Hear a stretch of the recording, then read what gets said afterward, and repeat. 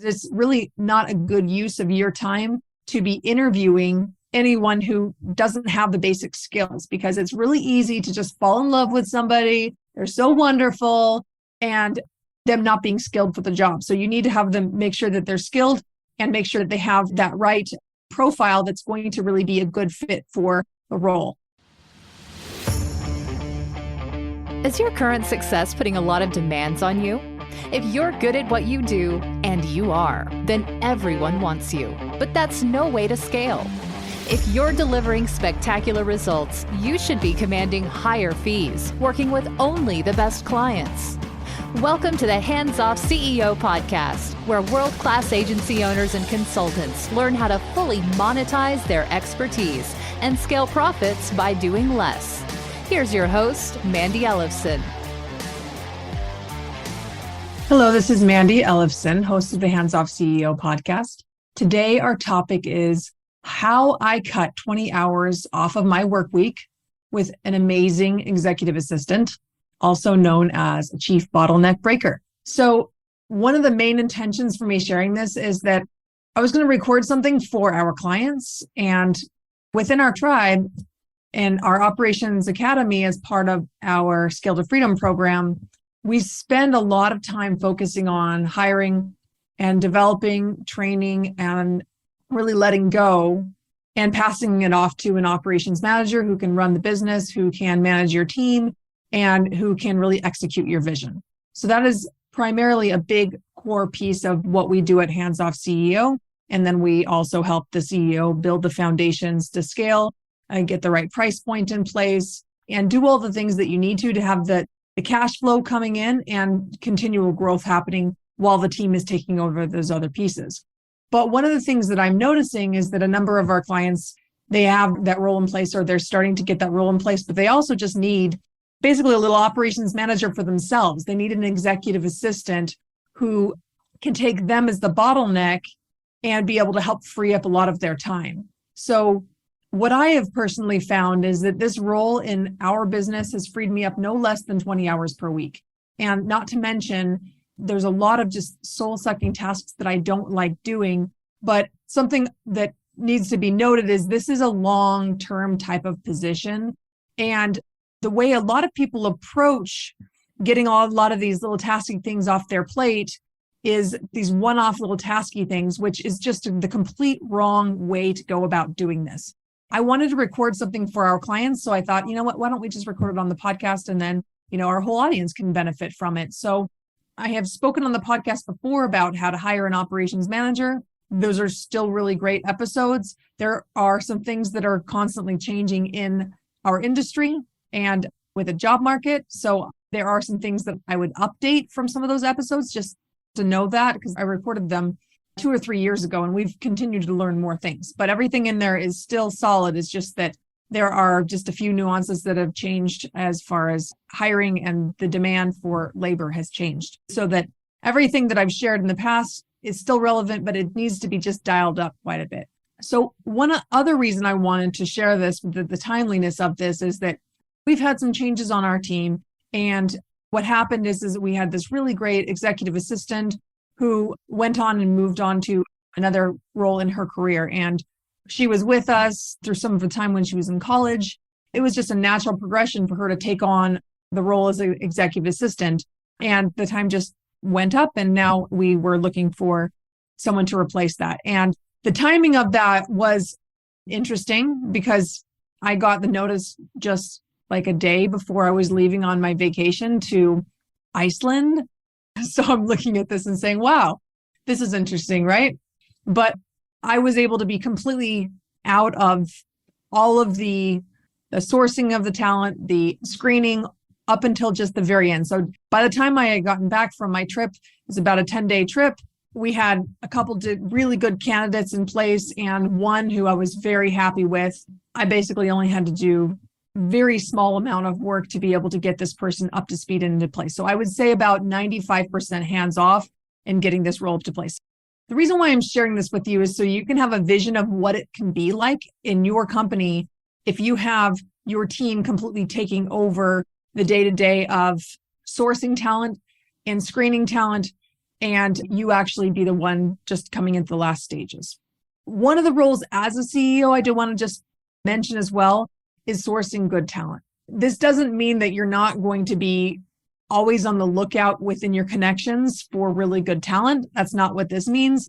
But what this does mean is that you can run a hiring process within your team. They can run it completely without you, and you can just show up in the last pieces. So I want to just share that so you can see the vision on this. There's going to be a few different sections of this. And what I want to share with you is, what is an executive assistant going to be doing? How to monetize this role? What are you looking for? What are you not looking for? Where to find them and how to screen them. So I'm going to go through this as efficiently as I can, but there's a lot here. We have a whole hiring success system that we have our clients walk through, but there's a few nuances for executive assistants that I wanted to do a training for our clients. That's what we're doing right here. Also, I want to be clear that this is really for companies that, especially when you have the CEO, I want to make this clear that this is especially relevant for CEOs as you are having $1 million and up company. If you have $1 million company and you do not have an executive assistant, I just want to take you by the shoulders and shake you right now, okay? I am so bizarrely just shocked at how many executives do not have a good quality assistant for themselves. And it is the key to my own sanity. It's the key that allows me to be able to spend a day per week just focused on CEO high-level things. It allows me to be able to take a 3-day weekend every week and just be able to choose to work how I want. And then I can get really deep focused on those other 3 days where I'm in the office and where I'm client facing and where I am having a lot more interaction with the team. This is really an ideal place where you want to get to as a CEO because it gives you that time and a focus to go really deep into areas in the business where you can improve. Also, just be able to focus on the things that are going to drive growth forward in your company. So I want you to think about it from this perspective. A lot of people are thinking, well, how do I be able to monetize this role? Because here's the thing is an executive assistant costs a lot more now than it used to. I'll just be straight with that. A really good one is going to cost more now than it did 3 years ago. So you really need to be looking at how are you going to monetize that extra time that they're going to free up for you. Well, think about it this way. If you followed up with 5 prospects per week, and let's say that you reached out to 10 new prospects per week, you got really clear on who the most ideal soulmate client is, and you reached out to 10 new of them per week, and something cool, something outrageous, something that's going to get their attention, right? And let's say that out of 10 that you reach out to, that's 40 a month. And let's say that out of 40 a month, you're able to generate 10 calls. And let's imagine that out of the 20 that you're following up with per month and the 10 additional calls that you have, let's imagine that you close 2 deals from that. And that might take a little while for the sales cycle to catch up, right? But let's imagine you were able to close 2 deals. Let's just put a really small amount, $50,000 deals. Maybe that's a middle of the road kind of deal, just depending on where your company is at. Now, that's an extra $100,000 a month in sales. That's over $1 million per year. Let's say you're going to be really conservative and only do that 10 months out of the year. That's $1 million of extra growth just from you freeing up 10 extra hours with an assistant. So I want you just to see how that adds up and why it's so important to be freeing you up as one of the biggest bottlenecks in the business. Here's what they're going to be doing. This executive assistant is basically like your little mini project manager. They're there to manage you, especially if you're more of a creative entrepreneur. It's very useful to have this person. What they're doing is basically pushing projects through that you might own, make sure that nothing slips through the cracks so that you can focus on priorities that they can really do on dozens of hours of work and delegate parts that they can't do to other people, but just they can oversee all of that so that they bring it to you in the most polished format. And then you can be looking at that and it just change a few things. And then they can allow you to remove a lot of work off of your plate that just really isn't that fun for you. They can go through your communications and they can escalate to the right person so that you don't even see certain emails. It can really be that firewall between you and clients and really send out the communications to the right people who need to be communicating with them. So this is especially important if you're having problems with clients constantly trying to get you to respond to them personally. So how do you be able to have your team proactively reaching out to them before you can reach out to them as like a great way to increase service, right? But it's in a way that allows you to be removed from all of the parts of the service except for the strategy pieces if you're the key strategist in the business.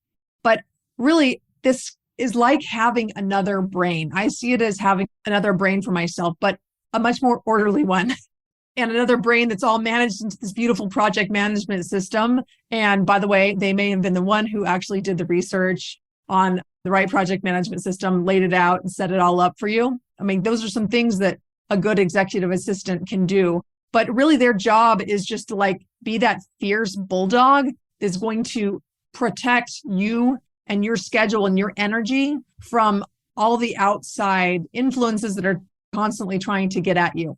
One of the things that we find as we continue to grow our companies is that there's just more and more of that. So we need to be able to have proactive strategies to protect ourselves from the noise so that we can think and we have the time and space to grow. The other nice thing is it can be a stress valve for other leaders on your team. You know, you could actually have an executive assistant supporting you and maybe your operations manager. And at some point, you'll grow past that and you'll need to divide up the role. But really, this can cut your work week in half and also dramatically decrease your stress. And one of the other things is I've found that an executive assistant is just better at doing a lot of these things than I am. They can more efficiently go through and research these things than I might have done. Or, you know, those little things, they have to be doing some research, like calling up certain authorities to find out what you need to be able to move this thing forward. Maybe a new credit card processing system. Like you shouldn't be the one going and doing all the research there. They can bring it all to you and you can make the decision and then they can move it forward so that you don't have to be involved in those types of things. The other nice thing is they can build out the systems too. Those are some of the kinds of things that they can do. Now, what are you looking for in a good executive assistant? I used to think earlier in my business career that I preferred to be the one training them up. I thought that I could just have things done exactly the way I want. And now I know I was just being cheap. Get an experienced person. You want to have at least 5 years of experience. And I want you to think about if you're looking at hiring somebody who is, you know, a little cheaper, I want you to just really think about, are you confident enough in your own abilities that if you focus that time on generating more growth, that you'll be able to actually generate more growth? Are you confident in that? If you are not confident that, hey, if I spent 10 extra hours per week, I could generate another $500,000 of growth this year. If you don't have that level of confidence in your business, then you need that time even more so that you can focus on what it's going to take to be able to build those foundations in your company so you can create that predictable growth and always have that confidence that you can generate more growth anytime that you would like to. But again, cheap is expensive. This is a profit center in your business because your time is the most valuable time in the business. And use that time to generate more sales, use that time to free up capacity for clients. What you're looking for is an anal, retentive, and focused person that they're willing to learn. They take feedback. For me, looking at a staff member who takes feedback is top 3. If they don't take feedback, I don't want them on our team. That's something that we've gotten really strict about over the years because you can't teach someone something if they're going to get their panties in a twist every time you give them some feedback. We like to give feedback in the moment, and our best top A players, they love getting feedback in the moment. They love being around other people who are operating at that level. Those who are not top performers find feedback uncomfortable and they can get their feelings hurt, right? So you really want someone who is going to be able to take feedback. And obviously you want to give constructive feedback, be positive and encouraging. But if they can't take feedback, next. During our screening process, we do have exercises that allow us to give feedback to see how they respond to it and how they change and take that feedback and integrate it into what they're doing. We also want to look at fit for your culture. They need to fit your values. At Hands Off CEO, we have lots of personality. Our brand is a little bit edgy. We want someone who is going to see that as an asset, who's going to want to express themselves in a professional way. But that's one of the things that we've heard from some members of our team is that they wanted an environment where they could really be themselves. And that's some of the things that we hear from our clients too, where they have team members that will join from having these really awesome, high paid corporate jobs, and they come and join their team because they want to be part of a culture and an environment where they can be themselves. That's an example of how our culture fits. Your culture might be different than that, and that's okay. But just being clear on what that culture is and finding people who are going to be aligned with that so that your culture adds value to them and that they really like being part of it. All right. So what you are not looking for, someone inexperienced, like I talked about. I remember I had this VA from the Philippines. She's a wonderful person. She helped out a lot and she was able to do good work. But I found that I was constantly checking up and making sure that everything was done right. I mean, to the point where she would take screenshots of any work that she did to send it to me to show me that she actually did it. On one hand, I thought that's interesting. I like that because I can actually there's proof that it was done. But on the other hand, it's just it's exhausting. We have to be at the level where I have to be checking up on their work. If you have the right person, you're not going to have to do that.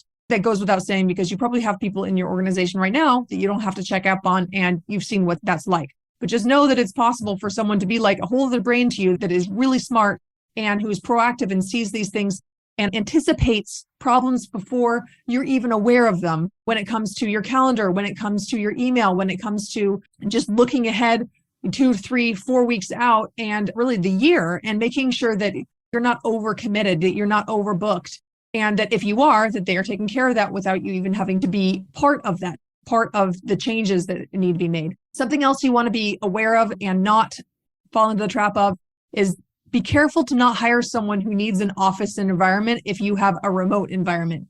Most of our clients actually have remote businesses or have moved their business to almost all remote after some of the changes with the pandemic. There are some people who like to work in an office environment and they need to have that day-to-day interaction and they're just not as well suited to an office environment. So we like to look for staff members that they have good reasons of why they want to be working from home, from a home office. They could be working at an office and get office space if they want to, but really most of our team members are going to be working from home. So I like to look at what are some of the variables that they might have in place for their life that might make them really value this. So for some of them, being close to their family, close to children, they still need to have a place that they can dedicate time and that they're not going to be distracted by their children, but being able to have that space to be able to be close to their children. I know as a parent, I really value that. And that's why I started my business, because I wanted a career that allowed me to continue to grow, but I didn't want to have to go and have an hour-long commute. All of that just sounded terrible. And that flexibility is something that you can give them if that's part of the culture and it's part of what works. So also avoid staffing centers. Here's the thing is that there are times for those, but this is not one of those times. You want to have a full dedicated person. 30 to 40 hours per week is a good thing to be thinking about. You want 100% access to them. And if you don't feel like you have enough time, if you don't have enough tasks for them for a full-time position, well, once you get them on and onboarded, you might find otherwise. You might find they're able to do all sorts of other things for the business as well. And you can give them multiple hats that they can take on, and it can turn into more of a full-time position. Now, there are some times that people have circumstances where they want to be working 20, maybe 30 hours per week, and it works well for them in their schedule because maybe they're a working parent and that's full-time for them. So great. Just make sure that you're finding someone who's really committed and wants to be focusing long-term. Just finding that right fit. We've done the whole gamut of all that. And really at the end of the day, what I prefer, 30 to 40 hours per week, someone who's going to be able to get it full-time focus. That's the way I see it. That's what we found works the best. But I do know that you can be successful with half-time employees or contractors. Just be careful that you're not their side hustle. That's the thing. An executive assistant, you do not want to be their side hustle. I've been in that situation before. And when we were hiring at the time, we said, it's okay if you're in school. It's okay if you're just part-time in school. It's okay if you maybe have a side hustle. Those kind of things are okay. But one of the things I found is that they're really not in a place, unless this is a career move for them that they're going to grow into from their education. I don't find that it works very well. And I have found that there was a project manager hired like that. And I found out that we were the side hustle. It wasn't so much fun. Also, look out for those people who have emotional neediness or validation if they're really chatty or if they're passive. You need an assertive person who can manage you and be that firewall between you and everyone else vying for your time. So some roles that we have found in the past that have not been such a good fit for an executive assistant role: a realtor or someone who's had experience being a realtor in the past, an entrepreneur, salesperson. Like any of those profiles we found have not been a very good fit. I'd probably eliminate those unless it's an overall amazing application. I also really like someone who has had a lot of experience managing either a ton of other executives. Maybe they were in an office environment, let's say a dental office. The dental office, they're managing dentists, they're managing the people in the front, all of these files. That is a person who's very versatile and can think on their feet. And they also have really great communication skills too. Those are just some examples of situations that work, situations that not work so well from what we've experienced. All right, so where do you find them? You can find them from recruiters. There are some companies that will actually do recruiting and help you find these assistants, but you still need to screen them and be careful where they come from. I have never found an executive assistant from the Philippines that I have just been in love with. They're virtual assistants, and I have just not had, maybe if they're a project manager or that level, but I just have never been able to find it from that country. There are some other countries though, like in the Eastern Europe, definitely have the high level problem solving skills that I would be okay with, but they wouldn't match enough hours for me. So I don't know if that would be a good fit for me. So this is a role that I usually would hire from US, Canada, or anyone in that time zone. It's not so picky about the country as much as it is being in the time zone and having some overlap. Even if they're willing to do overlap with you from another country, think about the longevity of the position and if them working through the night is going to be a good long-term position for such an important role in your company. This is somebody you want to be hiring for that's going to be staying for 3 years plus in your company. And ideally, after 3 years, you actually grooming them for a more of a higher leadership role in the company. Because after 3 years, they'll have grown so much in the company that they might want to take the next step. All right, other places to find them. Flex Jobs is a place that we've had good success with. LinkedIn, this last hiring, we were able to find lots of really great candidates from LinkedIn, and it was a paid post. Other job boards, there's lots of really great job boards that all you have to do is turn on the TV or look anywhere online and you'll be able to get ads for these job boards. They're all over the place. What's most important is that you have a compelling job ad and be looking at why would they want to work at your company? What will they learn?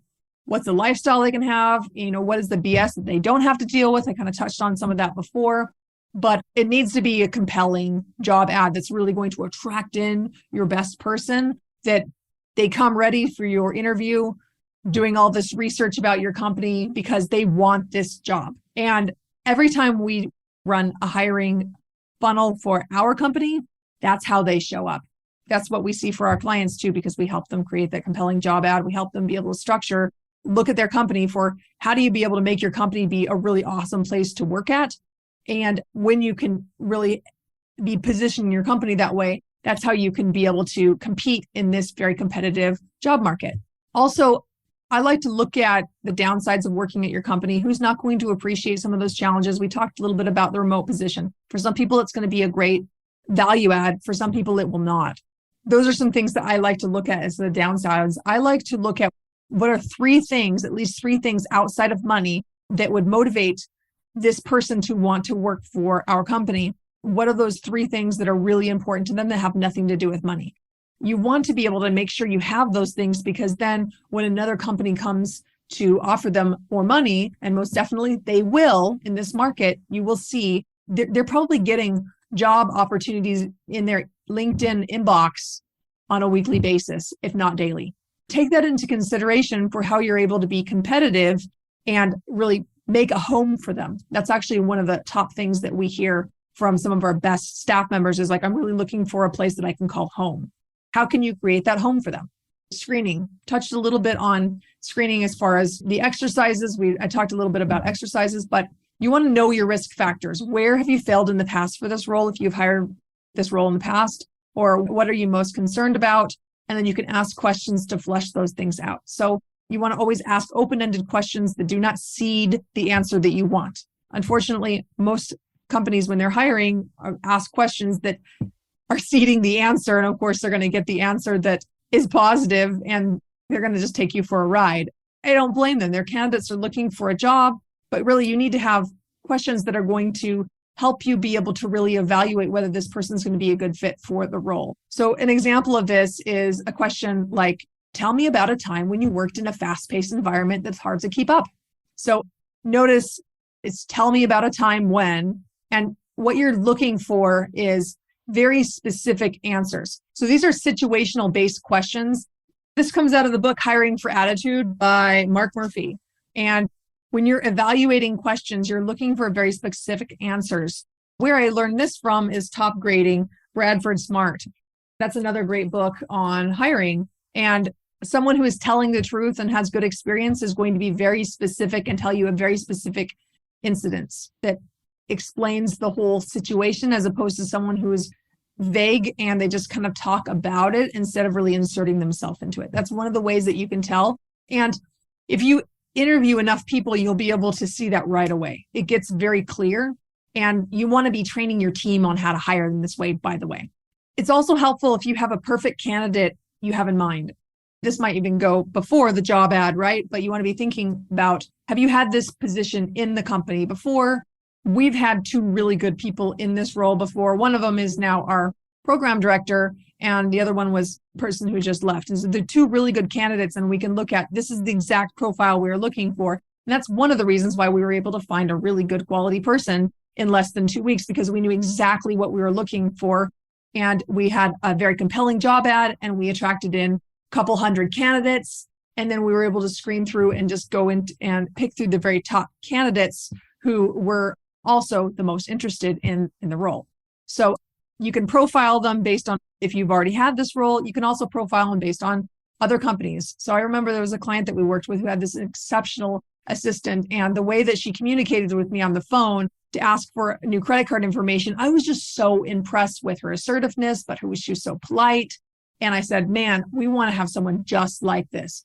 That was another example of someone earlier on in our business that I used as some inspiration. Also, it could be outside. So for example, I don't know if you've seen the movie Sabrina with Harrison Ford, but Harrison Ford is this really big, high-powered CEO, and he has this executive assistant who is just this bulldog, and she's incredible at blocking everybody from him, to the point where she's like chasing after someone trying to run into the office. And just the energy that she had was like, ooh, I love that. So that's another inspiration that I've drawn on too. So getting that perfect candidate can help you be able to know who you're writing to, that job ad. And also when you're screening them, do they have those characteristics that you're actually looking for? Another thing that we like to use is Kolbe A assessment, and what you're looking for in the Kolbe A. All right, in the Kolbe A assessment, what you're looking for is a very specific score, okay? You're looking for high fact finder. So 7 or above for high fact finder. 7 to 9 is a good high fact finder for this role. Especially the case if you're not a high fact finder. I am not high fact finder. I'm more of a simplifier.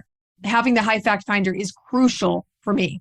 Having a high follow through. So they need to have a high follow through on a scale of 1 to 10. Having 6 or above is ideal. You'll want to have at least a couple points higher than the CEO. So if the CEO already has a higher follow through, some CEOs do, a lot of them don't, but you want to have a couple points higher.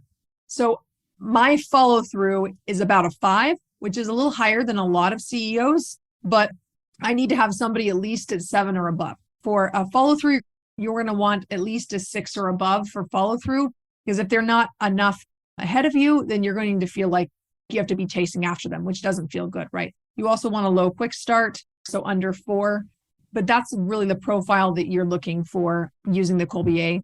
The other part of screening is to give them exercises that are going to help you look at how they actually do the job. That's going to be one of the most important things, is how are they actually doing the job? So one of the things that we're looking for in this role is someone who can be able to communicate effectively with anyone who comes into my inbox and who's going to be able to manage my calendar. We're going to give them tasks that are aligned with both of those roles. Those are two of the most important things. We're also going to be looking at how do they communicate. We're going to have them record a video about how they would do a certain thing. Those are some examples of different kinds of exercises you can have them do. And I like to have those screening steps that happen so that you can actually evaluate that before you even start going on interviews with them, because it's really not a good use of your time to be interviewing anyone who doesn't have the basic skills, because it's really easy to just fall in love with somebody. They're so wonderful and them not being skilled for the job. So you need to have them make sure that they're skilled and make sure that they have that right profile that's going to really be a good fit for the role. I have found that the Kolbe A to be so incredibly accurate at determining someone's ability to actually do the job well. All right, that gives you some ideas about what you're looking for, how to screen them. The next step is onboarding and training them up. And that goes outside of what we can talk about here for this podcast episode. It'll just get too long, but I'll have to bring in my program director on this because she's the one who does it. I'm not involved in this. I'm involved in giving her feedback and just running our process, but somebody else is in charge of training them up so that I am not spending my time doing that as the CEO. What we're also doing is putting together this whole EA apprenticeship training program. That's one of the things that our program director and I are working on moving forward is to have this be a role that we can replicate over and over again, faster and faster. We already have training in place, but we're looking at what would this take to be able to put this into like an apprenticeship training program that you can replicate over and over again. And that's one of the things that we actually recommend to our clients is that do you have a role that you're going to need a whole army of as you scale. So executive assistants, as we continue to scale, as our leaders continue to elevate, they're going to need to have more assistants to support them. So this is a role that we're going to be hiring over and over again, and our clients will be hiring over and over again too. So we're going to be putting together this apprenticeship program. I hope this episode has been very helpful for you. If you know someone who is in the weeds, who has a consulting agency and they are just drowning and might need some extra time, do them a favor, share this episode with them so that they can be able to free up at least half of their work week with an assistant who can take an enormous amount of work off of their plate. It might take a little while to get into the groove of things. I just want to share that with you too. It might take a little time to get into the groove of things. I didn't get to having half of my schedule removed from an EA right off the bat. It took some time to really get into the groove, for them to learn the way I work, and for us to really get into the groove of knowing what we'll be able to remove off of my plate in the easiest, simplest way. And one of the things around that too is just me learning how to let go of more and more things. So what will happen is that the longer you do this, the easier it is to be able to let go of these things. And the more relief you get, and the easier it is for you to travel for weeks at a time, because you have somebody else who just keeps on moving things forward personally for your calendar. But then you have your operations manager who's also moving it forward for the entire business. This is one of these key things that can make such a big difference in your growth and really give you that bump. Like I was mentioning, you could literally add $500,000 to $1 million of growth just from this one role if you actually focus that time on generating more growth for the company. Hope this was helpful. This is Mandi Ellefson from Hands Off CEO Podcast, signing off.